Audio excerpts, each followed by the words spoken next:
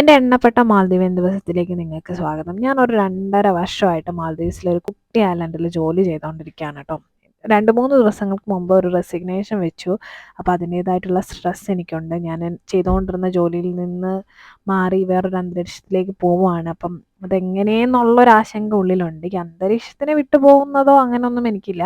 കാരണം പ്രൊഫഷണൽ സ്പേസാണ്, ആ ഒരു രീതിയിൽ എടുത്താൽ മതി. സൗഹൃദങ്ങളെ മാറ്റി നിർത്തിക്കൊണ്ട് പോവുകയാണല്ലോ എന്നുള്ളതും എന്നെ ആശങ്കയിൽ ആഴ്ത്തുന്ന ഒരു വിഷയമല്ല. കാരണം ഇതൊരു പ്രൊഫഷണലി മാത്രമാണ്. അതിനെ ഞാൻ ഇമോഷണലി അത്രയ്ക്ക് അങ്ങോട്ടേക്ക് എടുത്തിട്ടില്ലാത്തതുകൊണ്ടായിരിക്കാം. പക്ഷേ നമ്മളെ ബോതർ ചെയ്യുന്ന ഏറ്റവും വലിയ വിഷയം എന്ന് വെച്ചാൽ നമുക്കുണ്ടാവുന്ന മാറ്റങ്ങൾ നമ്മുടെ ലൈഫിനെ ബാധിക്കുമോ? പക്ഷെ ഞാൻ ഇതിനൊരു പോസിറ്റീവായിട്ട് തന്നെ കാണുന്നു.